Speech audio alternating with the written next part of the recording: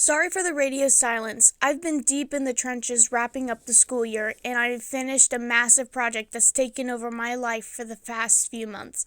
I'm finally ready to show you what I've been working on. For those who aren't in the loop, I have been competing in BPA, which stands for Business Professionals of America. It's where the next generation of industry leaders and creators go to put their skills to the test. My lane, computer modeling. This season has been a whirlwind. I started at regionals where I managed to take first place. That win punched my ticket to the state competition, where I walked away with a second place and an invitation to represent my school at the national level.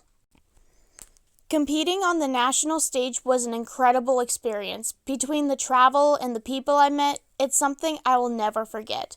After all the rendering and the final presentations, I didn't quite crack the top 10, but the feedback I got from all the levels was amazing, and I'm thinking of how to level up my modeling for next year.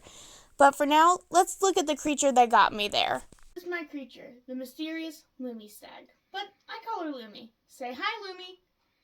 Sorry about her. Lumistags are known for being shy. Let me see if I can draw her out. Come on out, Lumi. Don't you want to meet the judges? Lumi, have your favorite snack. Well, of course, now you pop your head out. Well, if you want it, you have to fully come out and get it.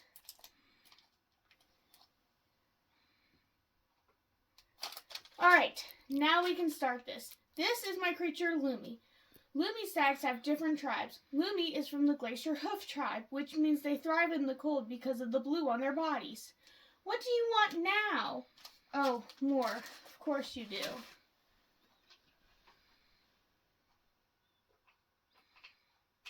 Alright, are you happy? Can we please start now? Thank you. This is my creature, the Lumistag. She's stubborn and demands payment up front. What? It's true. Actually, what you just witnessed is a perfect illustration of the Lumistag's highly opportunistic feeding behavior. Despite their comfortable and safe environment, Lumistags are genetically programmed to take advantage of any high available energy source, even if it's just a sugary treat. We like to call it pocket-sized predation. This trait, which made them successful centuries ago, now just means she's simply very food motivated. And finally, while we have covered the Lumistag's habitat and general behavior, I want to leave you with one final essential characteristic, one that truly defines Lumi's relationship with the world. I like to call it selective hearing. Studies have shown that a Lumistag can hear a crinkled M&M bag from just 3 rooms away, but yet somehow miss the word bath when it's right next to their ear. Bath! And there she goes. This highly specialized hearing, combined with their stubborn nature, makes owning a Lumistag a very interesting experience for any adventure you can want on an RPG.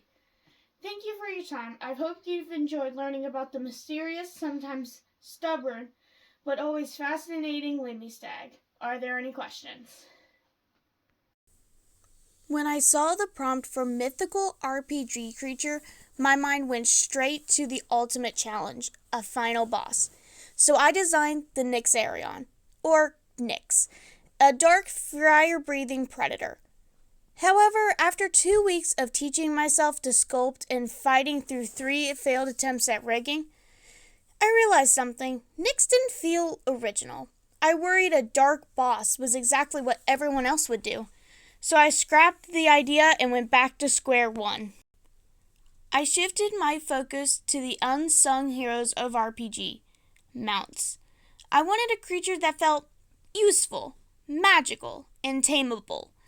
Inspired by my love for Harry Potter and glow-in-the-dark aesthetics, the Lumistag, also called Lumi, was born. Lumi wasn't just a deer. She was a creature of the earth.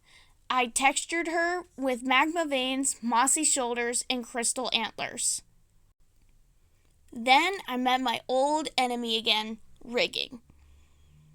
The technical hurdles were intense, between complex weight painting and literal power outages at my school that wiped out my progress. I had to be relentless. To make the presentation truly unique, I had planned an interactive physical meets digital moment. I rigged the animation so I could feed Lumi M&Ms in real time by dropping them into a padded bucket behind my screen to sync it with the video perfectly. By week 9, I was racing against the Christmas break deadline.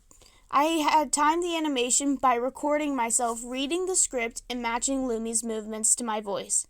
But when I hit render, the scene was pitch black. I had completely forgotten to add light sources. I scrambled to add some basic lights and turned it in for regionals, praying for a second chance to fix it. And by some luck, I got that second chance. First day, I researched professional lighting setups and fixed the timing of the M&M feed to make the interaction more believable. But my state judge told me that my scene was too dark. So for nationals, I took the judge's comment to heart and I brightened the world environment and added character-driven animations, like a foot stomp, and extended her off-screen time to emphasize her personality, especially her fear of baths. This project was a marathon, not a sprint. Over the many months I spent developing Lumi, I learned that 3D art is just as much about persistence as it is about creativity.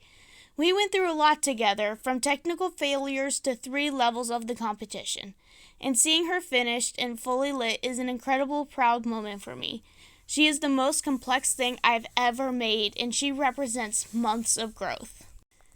My chemistry teacher was even kind enough to 3D print Lumi, and I painted her to look just like how I textured her, and I brought her to nationals with me and presented her to the judge. That wraps up my 2026 BPA journey. It's been a massive learning curve, but I'm already thinking about how to push my boundaries even further for next year.